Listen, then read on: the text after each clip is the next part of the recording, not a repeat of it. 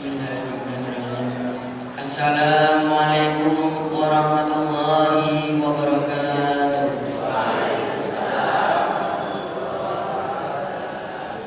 Alhamdulillahirabbil alamin. Asyhadu an la ilaha illallah wa asyhadu anna Muhammadan abduhu wa rasuluh. Allahumma shalli ala Muhammad wa ala alihi wa sahbihi ajma'in. Amma ba'du. Jamaah pengajian Ahad pagi yang insyaallah dirahmati Allah Subhanahu wa taala. Pertama-tama dan yang paling utama, marilah kita panjatkan puja dan puji syukur atas kehadiran Allah Subhanahu wa taala, atas limpahan nikmat-Nya yang diberikan kepada kita. Tak lupa salawat serta salam marilah kita haturkan kepada junjungan kita Nabi Agung Nabi besar Muhammad sallallahu alaihi wasallam. Semoga kita sebagai umatnya mendapatkan syafaatnya di yaumul akhir. Jemaah pengajian Ahad pagi yang insyaallah dirahmati Allah Subhanahu wa taala. Sebelum pengajian kita mulai, marilah kita tadarus pagi terlebih dahulu. Urutannya yang pertama membaca ta'awudz, yang kedua membaca basmalah, dan yang ketiga membaca Quran surat Al-Baqarah ayat 82 sampai 83 beserta artinya. Bagi Bapak Ibu yang membawa mushaf Al-Quran atau di handphonenya ada aplikasi Al-Quran, bisa dibuka terlebih dahulu. Sambut saja dimulai ke Pak Guru.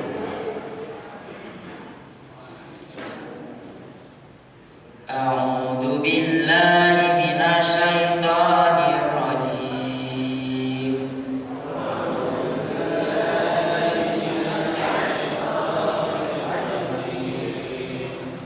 A'udzu billahi, aku berlindung kepada Allah, minasyaitoni, dari godaan syaitan, ar-rajimi, yang terkutuk. Bismillahirrahmanirrahim.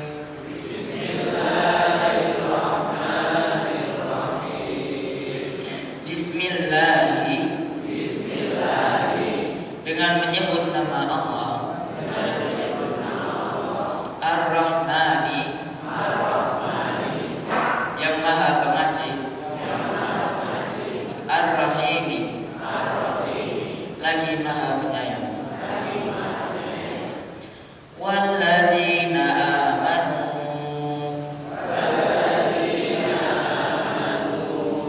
dan orang-orang yang beriman. Wa amilus salihati, dan mengerjakan kebajikan. Ulaika ashabul jannah,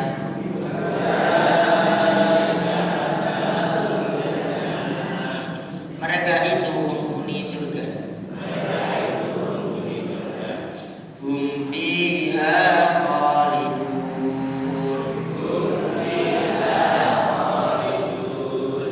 mereka di dalamnya kekal. Wa id akhadna mitsaqa,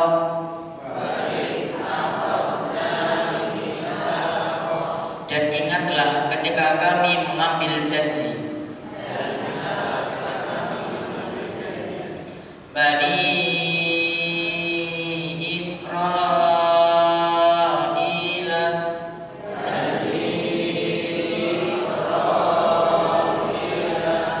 dari Bani Israel. La ta'buduna illallah,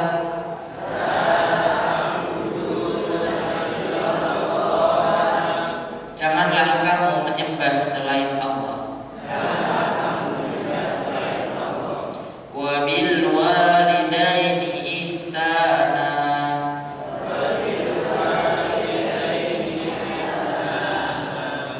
dan kepada kedua orang tua berbuat baiklah.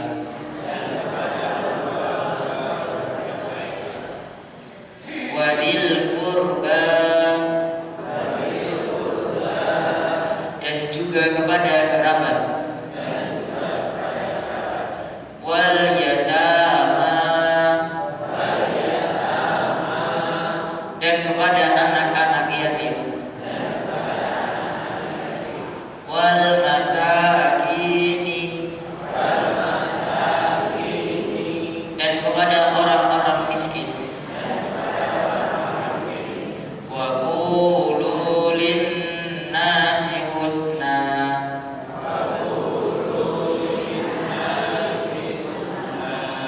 dan bertutur katalah kepada manusia dengan baik. Wa aqimus sholata, dan laksanakanlah salat. Wa atuz zakah, dan tunaikanlah zakat. Summa tawallaitum, kemudian kamu berpaling atau mengingkari. Illa qalila, kecuali sebagian kecil. Minkum, dari kamu. Wa antum mu'ridun, dan kamu masih menjadi pembangkang. Shadaqallahul adzim. Allahumma arhamna bil Qur'an. Wassalamualaikum warahmatullahi wabarakatuh.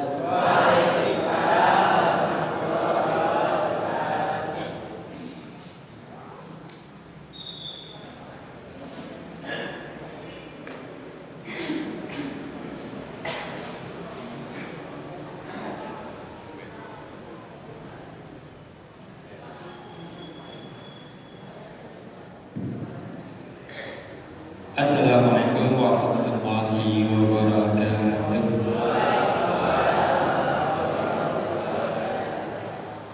Asyhadu an la ilaha illallah wahdahu la syarika lah wa asyhadu anna Muhammadan abduhu wa rasuluhu nabiyyu wa ba'd. Rabbi shrah li sadri wa yassir li amri wa hlul 'uqdatam min lisani yafqahu qawli. Amma ba'd. Jemaah pengajian Ahad Pagi Masjid Besar Al-Falah Karangmojo rahimahullah. Alhamdulillah, puji dan syukur marilah kita panjatkan kehadirat Allah Subhanahu wa taala atas segala limpahan nikmat-nikmatnya kepada kita. Nikmat iman, nikmat Islam, nikmat kesempatan pada pagi hari ini kita kembali dapat hadir bersama-sama dalam majelis yang insyaallah dirahmati Allah dalam keadaan sehat walafiat. Salawat serta salam semoga senantiasa tercurah limpahkan kepada baginda Rasulullah Muhammad sallallahu alaihi wasallam serta dengan keluarganya, sahabat-sahabatnya, dan semoga kita semua yang senantiasa menjalankan risalahnya akan mendapatkan syafaatnya di akhir. Amin ya rabbal alamin. Jemaah pengajian Ahad Pagi rahimahullah. Alhamdulillah, pagi ini dengan tengah-tengah kita telah hadir Kiai Cepu. Beliau kemarin dari Magelang ya, marilah kita awali pengajian pada pagi hari ini. Kita buka dengan membaca basmalah bersama. Bismillahirrahmanirrahim. Selanjutnya tausiah dan doa kepada Kiai Cepu. Waktu kami persilahkan.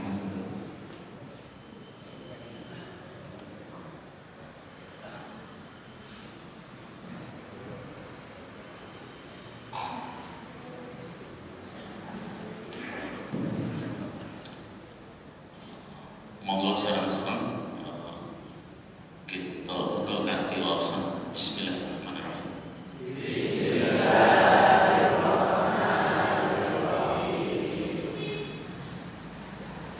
Alhamdulillah, segala puji bagi Allah Assalamualaikum warahmatullahi wabarakatuh. Saya doakan seluruh jamaah yang hadir di sini masuk surga.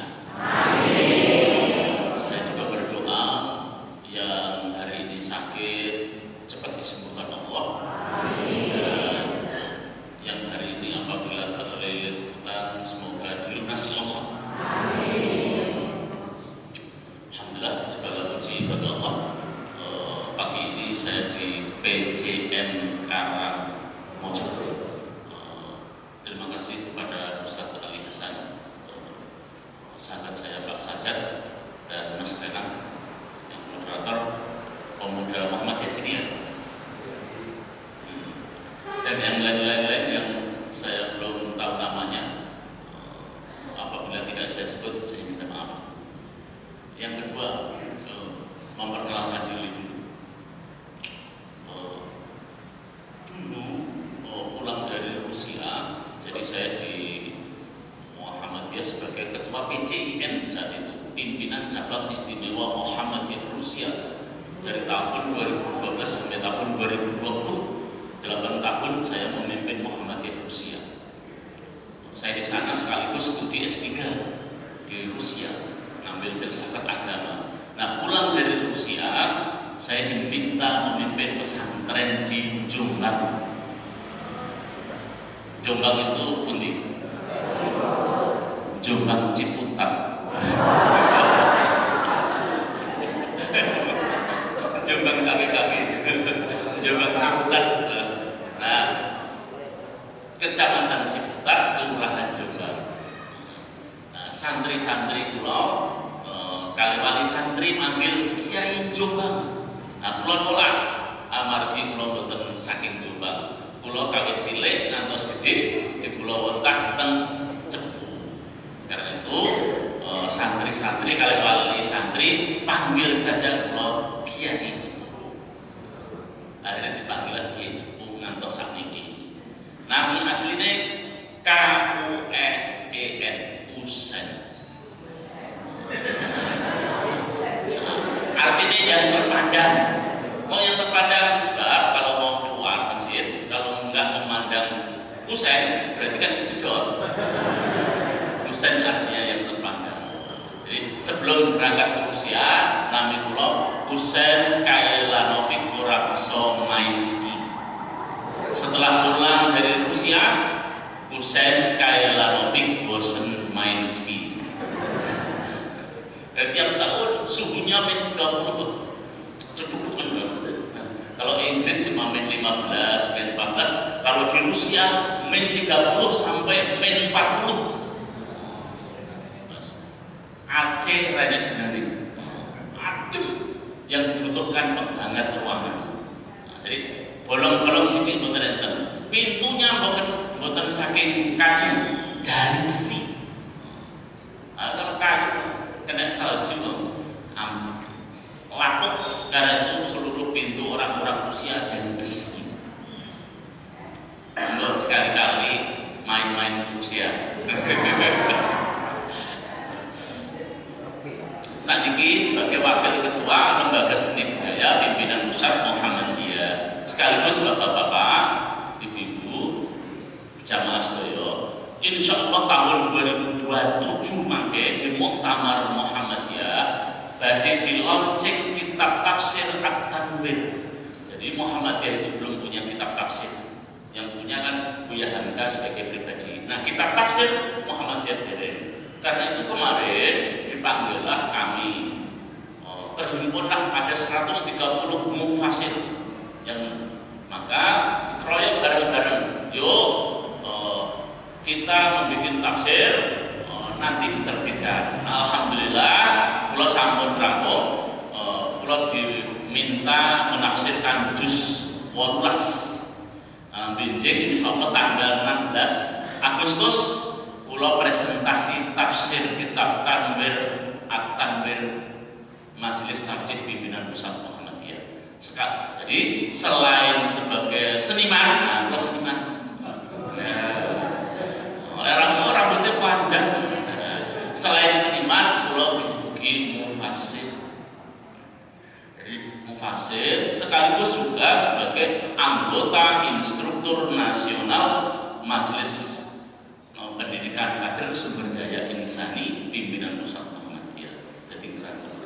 instrukturin. Terus profesi kula dosen teng UIN, teng Usuluddin, filsafat Islam. Plus juga dosen di Institut Agama Buddha. Terus saya kader-kader Muhammad, saya satu-satunya kader di Muhammadiyah yang ngajar non Muslim. Jadi yang saya ajar itu calon-calon biksu, calon-calon guru agama Buddha. Saya ajar di Institut Agama Buddha sejak 2018. Terus Bapak Malik,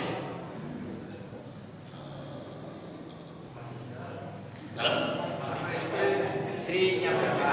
Istri itu kan 3. Kalau 1 namanya Iswan, kalau 2 namanya Istu. Istrinya berapa? Tri kan 3. Kalau 2 namanya Istu. Istunya berapa? 2. Iswannya berapa? 1.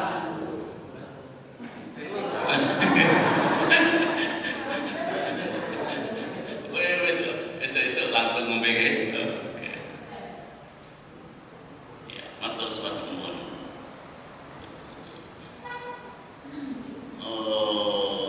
Ada malih.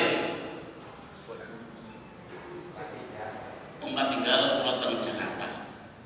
Apargi kampus UIN Syarif Hidayatullah Jakarta teng Jakarta. Terus manggen kula teng Jakarta. Terus tetep kasebut Kiai Jepun, tapi tinggal teng Jakarta. Jombang Ciputat. Jombang Ciputat. Buat ngoten iman oke. Monggo sareng-sareng pembukaan ngantos ngangge Bismillahirrahmanirrahim. Bismillahirrahmanirrahim. Temane kunci-kunci surga yang terbuang. Berarti jam itu rampung ya. Pas ya. Kunci-kunci surga yang terbuang. Apa to ingkang diwastani kunci-kunci surga yang terbuang? Jamaah PCM Karangrejo kan, ketuane hadir kan, para pimpinan para pimpinan aum sedaya. Asumsi kula salate rajin, rawate rajin, terus puasa Ramadan ditambah Senin Kamis rajin, terus umroh rajin, jariah rajin, amale akeh. Karena itu berhak masuk surga. Ketika orang masuk surga, tapi dicegat, orang yang masuk surga harus ngicipi neraka dulu. Inilah yang disebut kunci surga yang terbuang. Orang yang amalnya banyak baik, orang yang amal jariahnya banyak, harusnya masuk surga, tapi masuk neraka. Setelah masuk neraka baru dimasukkan surga. Harusnya masuk surga. Kenapa? Karena amalnya banyak. Timbul pertanyaan, kalau begitu kunci surga yang terbuang itu apa saja? Tindakan-tindakan kita yang harusnya masuk surga tapi masuk neraka dulu. Kalau dicemplungos setengah hari berarti 500 hari. Tetap orang enak ya. Baru masuk surga ya tetap orang 500 hari baru. Apa itu kunci surga terbuang? Apa saja? Enten 35. Tapi karena waktunya dibatasi jam 7, mustahil saya urai. Paling cuma 3. Kalau 3 nggak cukup 2 saja. 2 nggak cukup siji. Siji yang cukup bersambung. Oke. Bismillahirrahmanirrahim. Apa saja kunci surga yang terbuang? Kalau awali dari pengakuan muridnya Kiai Haji Ahmad Dahlan namanya Sujak. Nah, Kiai Sujak itu muridnya Kiai Haji Ahmad Dahlan. Nah, ngendikane Kiai Sujak ini ditulis. Nah, tulisannya ditulis ulang kayak Profesor Dr. Munir Mulkan. Nah, bukunya Jejak jejak-jejak langkah Kiai Haji Ahmad Dahlan.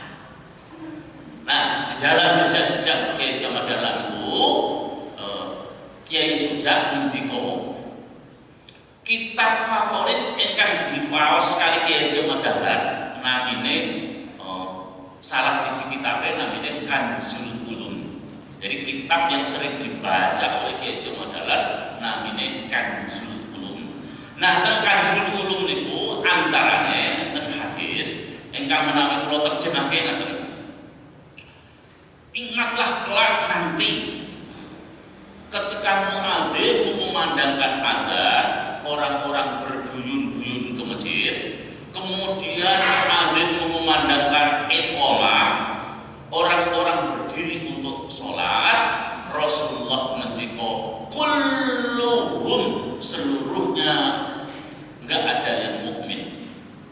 Nah, hadis yang kedua, ingatlah ketika muadzin mengumandangkan iqamah. Nah, kalau tadi dimulai dari adzan, ini dimulai dari iqamah. Orang-orang berdiri untuk sholat, kemudian Rasulullah ngendika tidak ada satupun kulluhum yang mukmin. Sholat orang mukmin piye to? Nah, akhirnya kok ele enten hadis malih Rasulullah ngendika bismillahirrahmanirrahim. Wallahi la yu'min, wallahi la yu'min, wallahi la yu'min. 3 kali disebut berturut-turut, berarti menandakan apa yang disampaikan Rasulullah itu super penting. Kalau penting saja cuma disebut sekali, ini berturut-turut 3 kali. Wallahi la yu'min, wallahi la yu'min, wallahi la yu'min. Demi Allah tidak beriman, demi Allah tidak beriman, demi Allah tidak beriman. Maka para sahabat bertanya salah seorangnya, wahai Rasulullah, siapakah yang disebut orang yang tidak beriman itu? Kanjeng Nabi Muhammad mangsuli, yang disebut tidak beriman itu adalah alladzi la ya'man jarahu bawa eko. Yang disebut tidak beriman itu adalah yang apabila tetangganya merasa tersakiti darinya. Tetangganya merasa tersakiti darinya. Loh,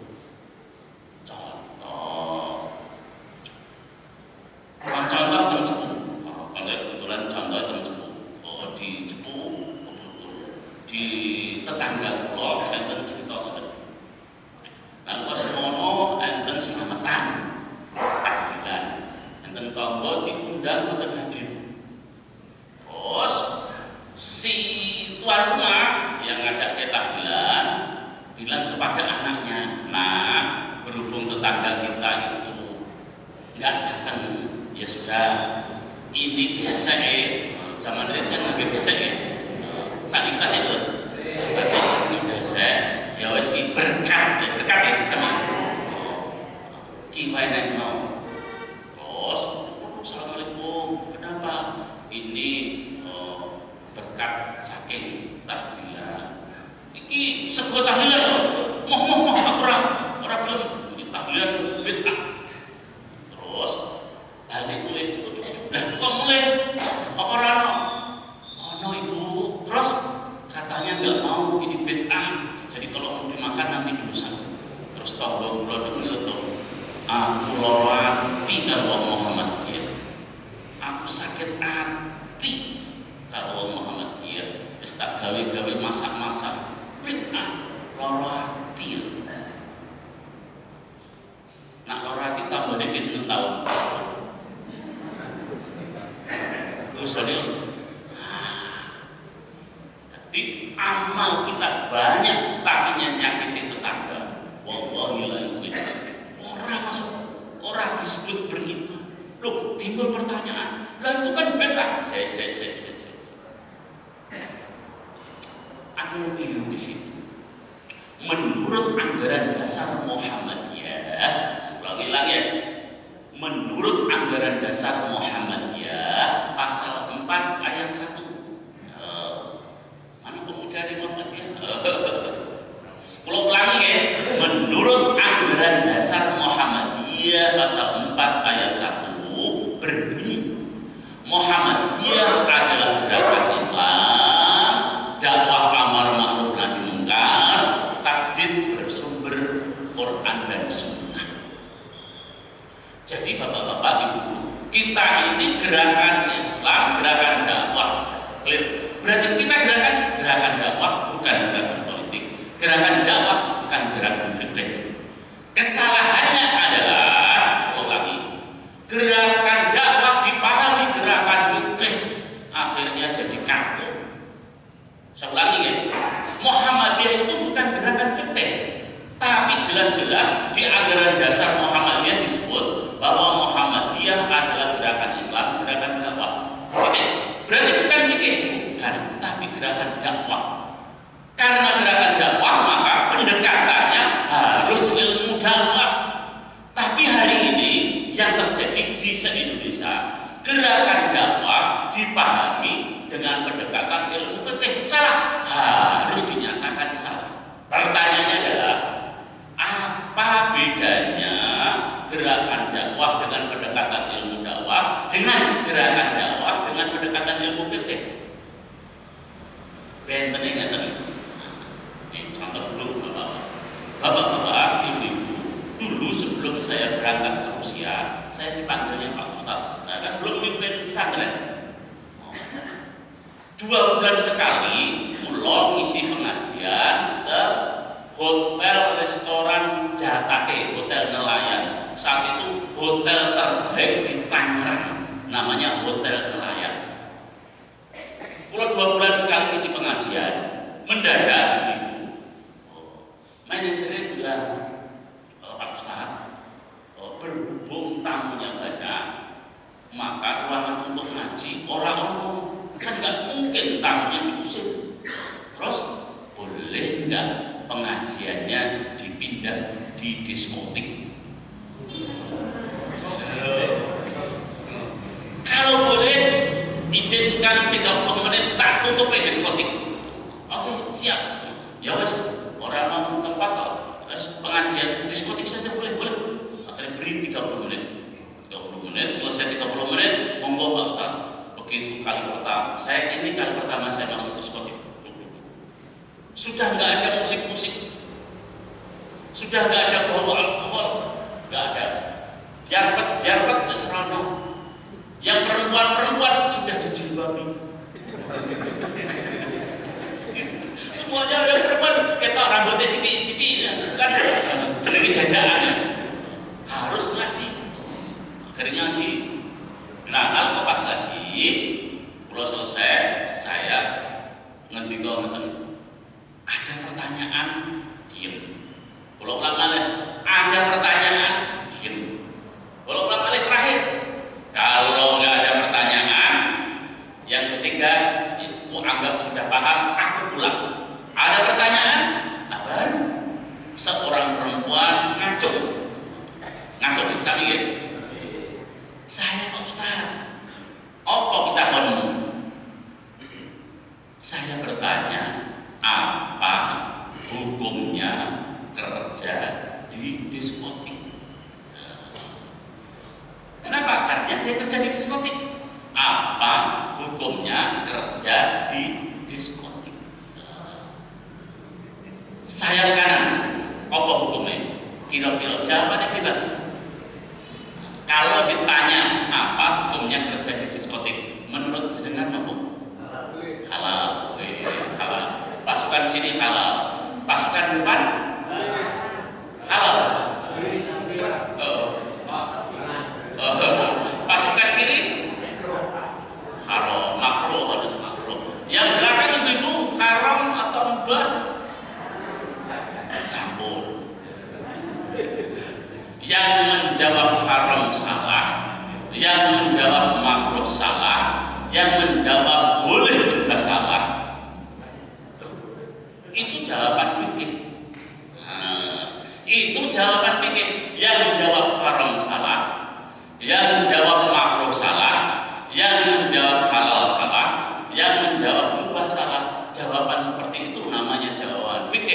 harus dinyatakan salah. Terus biar jawaban ilmu dakwah nggak begitu, itu jawaban fikih. Muhammadiyah bukan gerakan fikih, tapi Muhammadiyah gerakan dakwah. Karena itu menjawabnya dengan pendekatan ilmu dakwah. Pertanyaannya adalah, kalau menjawab dengan ilmu dakwah ini, nah begini Pak. Mbak yang bertanya sama aku ki orang minat menjawab pertanyaanmu. Kok orang minat? Karena kalau aku jawab haram, pasti kamu akan bully aku. Enak saja Pak Ustadz ngomong haram, pulang dari ceramah dapat amplop. Aku kalau nggak kerja di sini nggak dapat duit. Aku sudah melamar di 25 lowongan kerja, nggak ada yang menerima. Satu-satunya yang menerima diskotik. Kok dijawab haram? Memangnya Pak Ustadz mau ngasih aku bulanan apa? Memangnya Pak Ustadz mau ngasih aku kerjaan apa? Enak saja dia jawab haram. Kalau aku jawab haram, pasti kamu akan protes. Enak saja. Karena itu aku orang minat. Tapi karena kamu bertanya, terpaksa aku jawab. Inilah jawabanku yang terpaksa. Pakai sendirian. Itu ilmu dakwah, jadi nggak langsung haram. Itu namanya fitnah. Terus jawabanmu yang terpaksa ya, nah gini, Mbak, ini loh jawabanmu yang terpaksa. Sebetulnya nggak mau kalau nggak, tapi terpaksa deh. Terpaksa gini. Dulu di zaman Nabi, Ali bin Abi Thalib itu jadi imam. Allahu Akbar, walaqolin, amin. Sholat yang jahar berarti kalau tidak berbeda isya. Baca qul ya ayyuhal kafirun. Harusnya wala ana abidum ma'akum. Mendadak Ali ngomong wa nahnu na'budu ma ta'budun. Kami menyembah apa yang kamu sembah. Jadi kalau orang kafir menyembah patung, aku juga menyembah patung.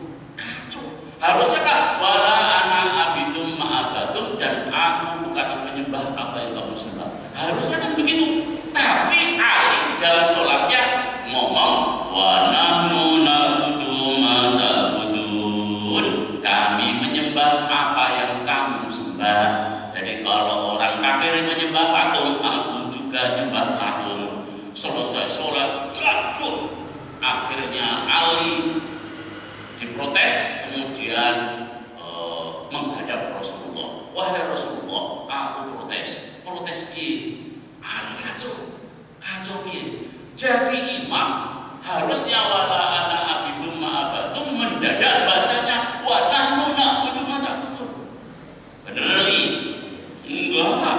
Loh. Itu aku bilang enggak. Siapa yang menyaksikan? Kamu? Mungkin. Loh. Kamu iya nih, kamu tadi salah. Oh, kamu enggak tahu. Loh, kok enggak tahu? Kamu jadi sholat kan? Iya. Kamu sebelahnya gimana tadi? Iya kali. Ternyata bapak-bapak ibu, seluruh jamaah nalikos semono mendem ciu ini sambil ciu. Kenapa? Karena ciu hammer zaman semono, zaman saat itu belum diharamkan. Karena belum diharamkan maka minum ciu. Nah, pada saat masih mendem, mendadak jadi imam. Makanya kacau. Jamaahnya juga kacau. Kenapa? Ya nih, mungkin. Jadi sholat gak ada yang eleng. Kalau saya nih kamu salah. Ketika peristiwa ini terjadi, bapak-bapak, Allah merespon, hei malaikat Jibril, sampaikan wahyu ini kepada Muhammad atas peristiwa ini. Maka turunlah surat An-Nisa surat 4 ayat 43. Ayat 43. Yo monggo mriki dibuka. Klik dulu. Oke saya surat An-Nisa ayat 43. A'udzubillahi minasyaitonir rajim. Bismillahirrahmanirrahim. Tadi dibuka apa boten? Napa terus? Kalau terus kayak gimana? Ya ayyuhalladzina amanu la taqrabus shalah wa antum sukara hatta ta'lamu wa la taqulu. Hai orang-orang yang beriman, apabila kamu mendekati sholat lagi keadaan mabuk, jangan mendekati sholat sampai kamu sadar apa yang kamu ucapkan. Hai orang-orang beriman, jangan dekati sholat ketika kamu dalam keadaan. Berarti khamr boleh haram nggak? Belum. Kan nggak boleh mabuk ketika mendekati sholat. Berarti kalau nggak dekat sholat boleh. Nah, supaya nggak kejadian kayak Ali. Akhirnya kapan ya? Oh iya ya. Yang paling gampang itu berarti habis sholat isya. Oh, kalau zuhur ke asar dekat, maghrib ke isya dekat. Oh, yang paling aman adalah mendem minum ciu habis sholat isya itu aman. Oh, akhirnya para sahabat mendemnya habis sholat isya. Biar gak kejadian kayak kemarin. Akhirnya mendem, blok. Nah, paginya pas bangun kaget, lu bugil. Ya Allah, aku malu isin aku. Kenapa bugil? Ini gara-gara aku mabuk. Wallahi besok aku enggak mau mabuk lagi. Gara-gara bugil ya isin. Nah, tapi kalau keadaan sadar ya mungkin. Ini namanya enggak sadar gara-gara mabuk. Wallahi demi Allah besok aku enggak mau deh aku kapok. Terus bangun lagi. Lu jam piro? Kalau sekarang bukan lu kok saking ini wis gede, wis dhuwur. Ya Allah, aku rong subuh ya Allah gara-gara mendem ini, gara-gara ciu. Wallahi aku besok enggak mau lagi mendem. Terus ada yang lagi bangun. Lu temangsan. Kalau konteksnya sekarang moro-moro tidur di comberan. Lu. Enakan kasur kok comberan. Jenenge mabuk. Akhirnya para sahabat kalau diajak mabuk lagi, enggak. Kenapa? Gara-gara mabuk aku rasa subuh, gara-gara mabuk aku bugil, gara-gara mabuk aku wis mau besok diajak mabuk mau yang mabuk akhirnya sedikit jarang, sudah sedikit jarang. Kenapa? Sadar bahwa mabuk itu mudaratnya lebih besar. Nah, ketika para sahabat model imannya makin kuat dan nggak mau mabuk bukan karena haram, baru turun Quran surah Al-Baqarah 219. Bismillahirrahmanirrahim. Yas'alunaka 'anil khamr. Mereka bertanya tentang kamu mengenai khamr, maka jawablah bahwa khamr itu manfaatnya ada sedikit, madharatnya besar. Mas, ternyata Quran itu mengakui bahwa manfaatnya sedikit. Kira-kira apa mas manfaatnya? Minum ciu. Ya. Oh, berarti pernah minum ini. Untuk saja berarti pernah. Kata keponakan, ini kata keponakan. Nah, saya menggunakan kata. Kalau kamu nggak menggunakan kata, berarti langsung ya. Ini kata keponakan saya, bapak-bapak. Ponakan saya ini punya pacar, mau ngelamar tapi wedi karena yang mau dilamar bapaknya sugih, sementara dirinya merasa aku ranggung duwe. Terus mabuk begitu mabuk timbul percaya diri, akhirnya lamarannya ditompo. Maka kemudian punya resep, kalau ingin lamarannya diterima maka mabuklah. Jadi mabuk membuat percaya diri. Tapi madharatnya besar. Tetap aja madharatnya lebih besar, manfaatnya ada, percaya diri katanya. Karena itu kalau masuk PG bukan partai ya, maka mabuklah. Maka orang pergi pada mabuk. Akhirnya para sahabat kemudian pelan makin hari, jelas nggak ada yang mau mabuk lagi. Jelas bukan karena haram, karena memang sadar bahwa madharatnya. Maka turunlah surat Al-Maidah ayat 90 yang di situ dinyatakan Allah bahwa khamr itu rijzun min amalis syaiton, bahwa najis. Khamr itu najis, perbuatan setan. Setelah itu haram. Nah, saya bilang kepada Mbak tadi, Mbak, untuk mengharamkan saja, Allah itu enggak saja haram, enggak. Ada proses. Rasulullah begitu, enggak langsung haram, enggak, ada proses. Jadi dakwah itu proses, Mbak. Kalau hari ini saya berkata kepada Mbak, kamu nggak pakai jilbab, kamu nanti masuk neraka. Kamu akan berkata gini, memang Pak Ustadz pernah ke neraka? Ini siapa? Kenapa? Aku ora percaya karo Gusti Allah. Loh, berarti fikih nggak berguna. Aku ora percaya kok. Nah, karena itu ketika saya berkata haram nggak berefek. Karena itu Mbak, daripada saya menjawab haram atau tidak haram, bagiku nggak penting. Mending suruh pilih mana? Suruh jawab haram atau suruh ngaji? Saya pilih Mbak mending ngaji sama aku. Kalau Mbak ngaji sama aku, tak dandani imanmu, tak servis imanmu. Begitu kamu sudah punya iman, tidak usah saya suruh kabur dari tempat kamu kerja. Kamu sudah tahu apa yang harus dikerjakan. Tapi kalau hari ini kamu nggak punya iman, tak haram, nggak berguna. Mbak, orang sholat nanti masuk neraka, orang keti, orang beriman, berarti orang gunanya, maka fikih tidak berguna. Berarti ilmu dakwah itu pakai siasat. Nah, jadi begitu pula Mbak hari ini, kalau kamu ngaji sama aku, tak dandani imanmu. Kalau orang sudah punya iman, nggak usah dikatakan ini haram, dia tahu kok apa yang mesti dikerjakan. Kenapa? Karena sudah ada iman. Kalau belum ada iman, nggak berefek. Begitu pula bapak-bapak. Nah, itu jawaban ilmu dakwah itu tentang.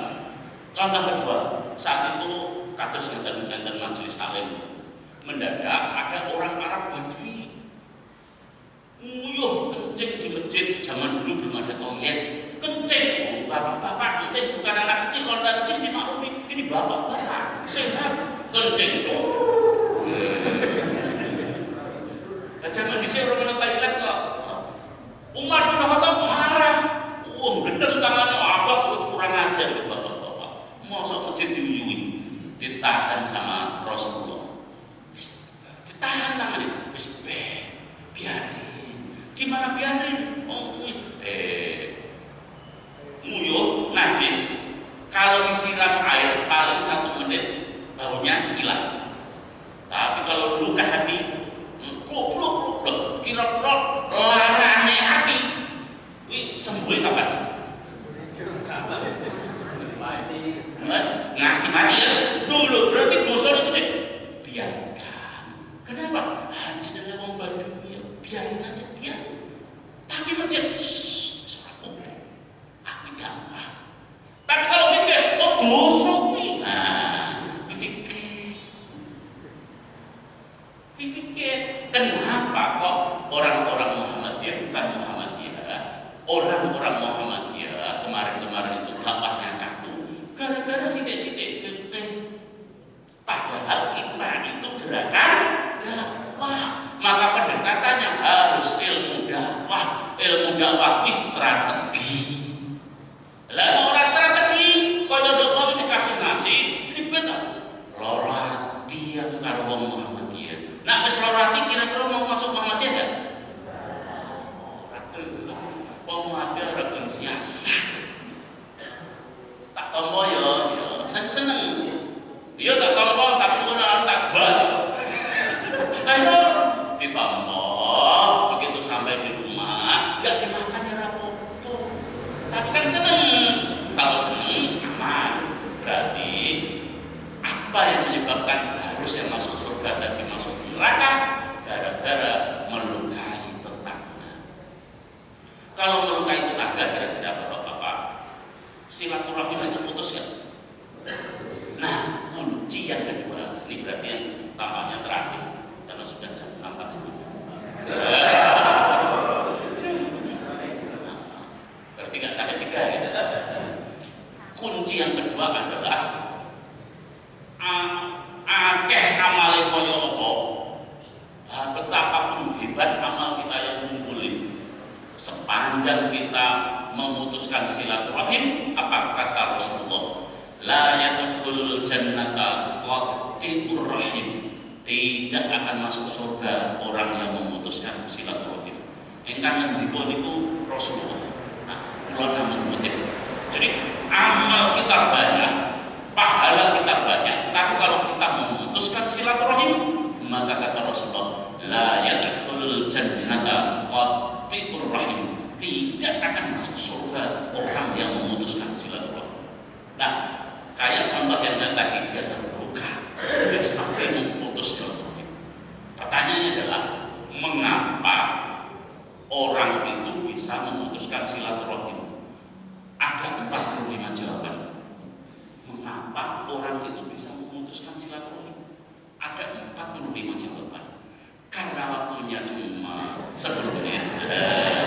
Kan nggak mungkin saya boleh semua. Cukup satu saja. Di satu saja itu saya temukan dalam hadis riwayat Imam Ali. Hadisnya panjang banget. Karena hadisnya panjang, kalau terjemahkan, dan cepat ya. Dalam hadis itu diterangkan begini, saat itu Nabi Isa alaihissalam duduk, hadisnya duduk, terus dikelilingi para sahabat. Terus Nabi Isa alaihissalam ngendiko, aku atas izin Allah mampu mengobati segala penyakit, atas izin Allah. Kan Nabi yang diberikan mukjizat untuk mengobati penyakit apa saja bisa, itu Nabi Isa. Corona misalnya kayak kemarin, Bismillah. Terus aku pula atas izin Allah mampu menghidupkan orang yang sudah mati. Jadi kalau ada orang mati ini, Bismillah, hidup. Itulah mukjizat Nabi Isa yang diberikan Allah kepada Nabi Isa. Kalau hari ini ada 1000 dokter, 1 miliar dokter, ada pasien yang satu mati, mustahil bisa menghidupkan. Nabi Isa atas izin Allah, Bismillah, hidup, dia hidup. Tapi kata Nabi Isa, ada satu penyakit yang aku nggak bisa mengobati. Ada satu jenis penyakit yang aku angkat tangan. Para sahabat, penyakit opo? Seluruh penyakit bisa diobati sama Nabi Isa. Orang mati pun bisa dihidupkan. Kok ada satu jenis penyakit yang Nabi Isa aku nggak bisa? Maka sahabat, penyakitnya serem banget. Akhirnya bertanya, wahai Rasulullah, kok penyakitnya ngeri, penyakitnya jenenge opo? Terus Nabi Isa alaihissalam ketika penyakit itu bernama amfa. Opo Rasul? Penyakit itu bernama SOK. Sok ganteng, sok bener, sok suci, sok pinter, sok kaya, sok ayu, sok ganteng, sok sugih, sok. Loh, kenapa kok sok? Nah, cirine sudah salah ngeyel. Ayo, wis goblok ngeyel. Tapi rumangsa pinter. Nah, kalau bahasanya Imam Al-Ghazali disebut layadri walayadri annahu layadri. Wong goblok rumangsa cirine wis salah ngeyel. Ora ngerti ngeyel. Ngeyel enggak cukup, ngeyel medendeng. Medendeng apa? Ngotot, sudah ngeyel, ngotot. Kalau juga mesti menangan, orang gelem menangan. Orang gelem bener orang penting menang. Kalau ada orang seperti itu, kata Nabi Isa ya udah nyerah aja, kebenaran milik kamu. Nah, orang yang seperti ini dilukiskan oleh Allah di dalam Quran surat Al-Anfal ayat 22. Bunyinya ngatakan, A'udzubillahi minasyaitonirrajim, Bismillahirrahmanirrahim. Innasyarat dawab indallah, sejelek-jelek binatang di sisi Allah. Jadi di ayat ini bukan sejelek-jelek manusia di sisi Allah, bukan sejelek-jelek binatang di sisi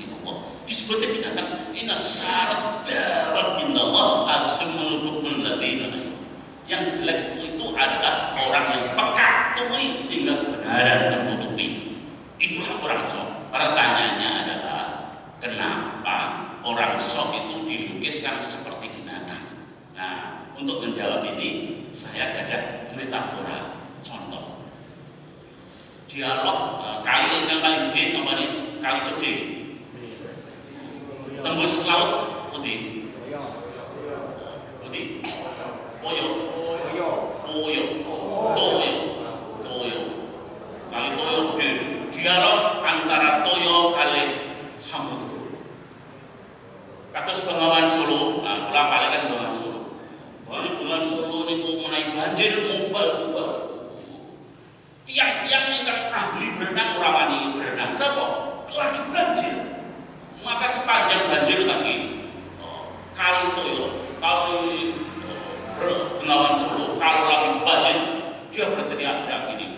Akulah yang paling hebat, akulah yang paling gede, akulah yang paling menanam. Kalau nggak percaya, berenang saja, pasti akan aku lebkan. Orang wani ya didelep loh.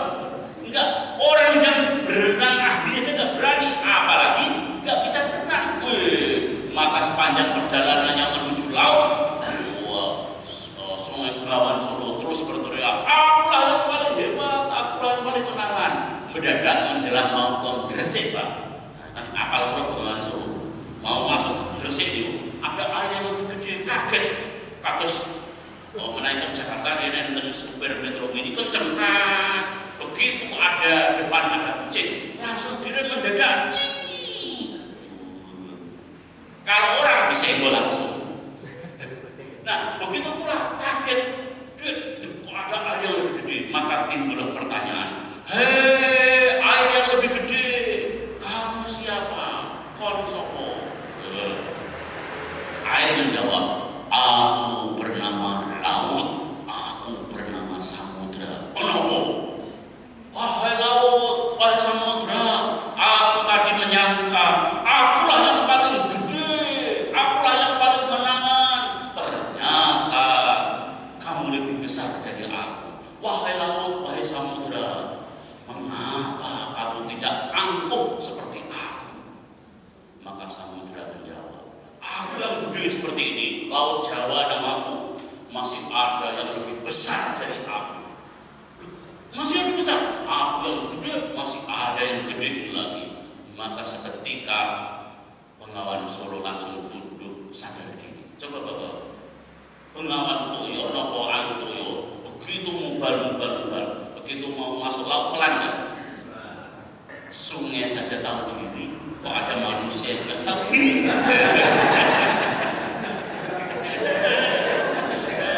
Kalah apa Toyo? Kalah dia. Sungai aja tahu diri kok, walaupun mubal begitu mau masuk laut, dia pelan. Ini wis goblok. Orang ngerti, angkuh, menang, nah, orang seperti ini apa hubungannya surga? Orang salah bener, loh, sorry ya kalau aku suruh minta maaf, siapa yang salah? Nggak mau minta maaf. Kalau ada penyakit seperti ini, yang tua merasa benar, yang muda merasa benar. Nah, sok bener apa? Silaturahmi berarti terputus. Kalau pimpinannya juga merasa benar, anak buahnya merasa benar, sok bener kabeh, berarti kan terputus. Kalau seperti ini maka ingatlah hadis Rasulullah, la yadkhulul jannata qatilur rahim.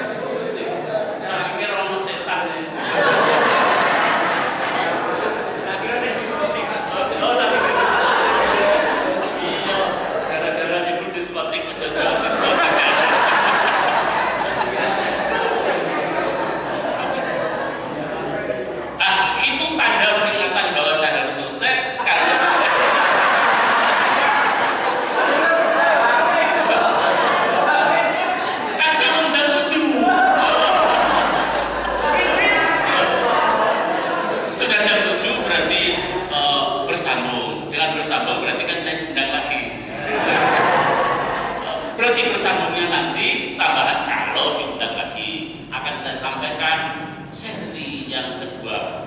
Apa itu besok? Baru 2 kan? Baru 2. Besok ada satu lagi kalau diundang lagi. Berarti kalau hari ini ditambahi kan jadi. Wis jam itu wis dimulai karo panitia, ojo luwes semua jam 7 yo. Siap. Oke, matur sembah nuwun nggih. Sepurane istighfar. Astagfirullahaladzim, astagfirullahaladzim.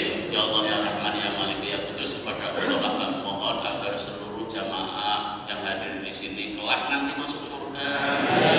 Dan ampunilah segala dosanya, sehatkanlah badannya, dan lunasilah hutang-hutangnya. Kepada Engkau lah kami mohon. Rabbana atina fid dunya hasanah wa fil akhirati hasanah wa qina adzabannar. Subhana rabbika rabbil izzati amma yasifun wa salamun alal mursalin walhamdulillahi rabbil alamin. Nun wal qalami wa ma yasturun fastabiqul khairat. Assalamualaikum warahmatullahi wabarakatuh.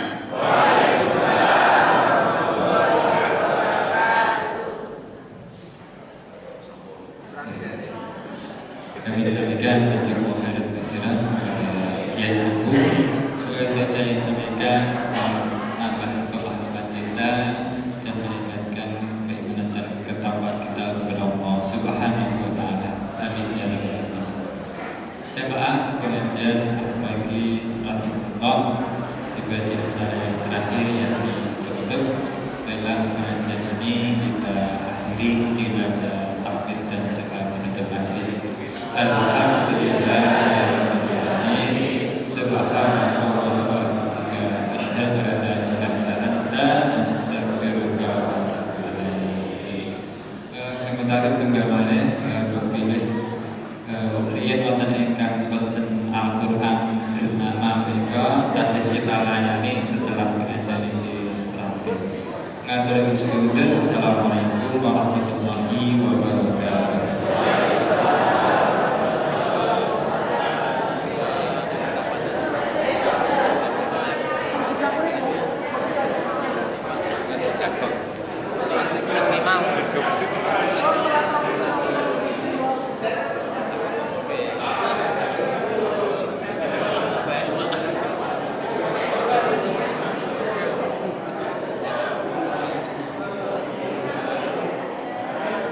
Hati-hati.